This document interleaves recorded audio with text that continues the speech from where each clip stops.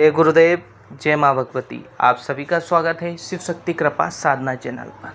मैं कन्हैया वर्मा आप सभी का स्वागत करता हूँ अपनी चैनल पर। आज के वीडियो में आप सभी को बताऊँगा मैं कि साधना में हम कितने दीपक प्रज्वलित करें, या नॉर्मल बेसिक आप लोगों को पता होना चाहिए। जो भी साधक साधना मार्ग में आते हैं सभी के लिए महत्वपूर्ण जानकारी। जो लोग पहले नॉर्मल दीक्षा प्राप्त करते हैं तो गुरु पूजन करते हैं। गुरु पूजन करने के बाद पंचोपचार जब गुरु का पूजन करते हैं तो एक दीप प्रज्वलित कर देते हैं।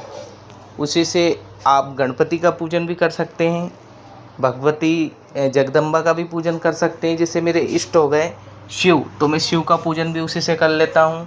मेरे कुल देवता का पूजन भी उसी से कर लेता हूँ। एक नॉर्मल ये हो गया।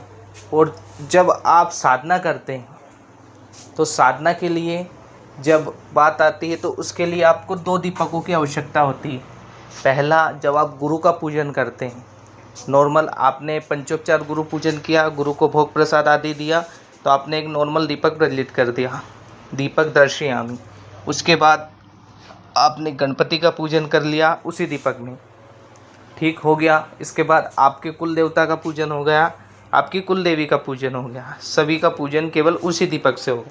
लेकिन जब आप साधना करते हैं, जैसे आपने साधना करी किसी देवी की, महाकाली की साधना की, तो महाकाली की साधना के लिए आपको एक दीपक अलग से लगेगा। वो दीपक आपके पूरे साधना, जब तक आपकी साधना पूर्ण नहीं होती है तब तक वह दीपक जलना चाहिए।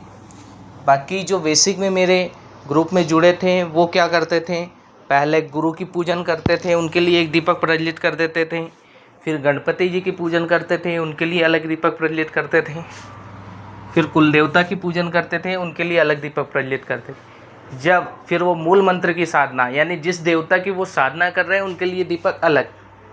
तो आप लोगों को ऐसा नहीं करना, केवल एक दीपक से आप सभी देवी देवता की, जिनकी भी आप अपने घर में प्रतिदिन दैनिक साधना या दैनिक पूजन करते आ रहे हैं, प्रतिदिन जिनकी भी आप मंत्र जाप करते आ रहे हैं, उनका केवल गुरु जी की जब पूजन करते हैं, जब आप दीप प्रज्वलित करते हैं, आप गुरु का लगा रहे हैं या इष्ट का लगा रहे हैं। आप इष्ट का जैसे दीपक लगा रहे हैं तो उससे गुरु पूजन भी हो जाएगा, गणपति पूजन भी हो जाएगा, कुल देवी पूजन भी हो जाएगा।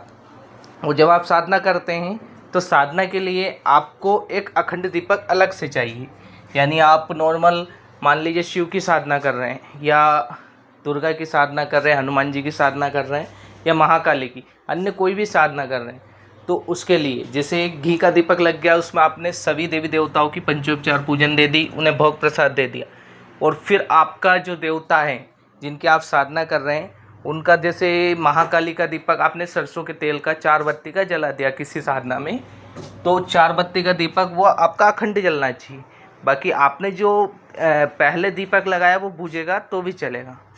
तो दीपक के बुझने से आपकी साधना खंडित नहीं होती।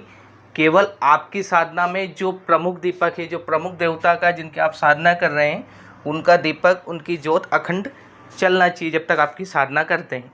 और अगर आप अखंड दीपक लगा रहे हैं तो वह अलग रहेगा। जैसे आप किसी भी देवता का अगर अखंड दीपक पे साधना कर रहे हैं तो वो प्रोसेस अलग है।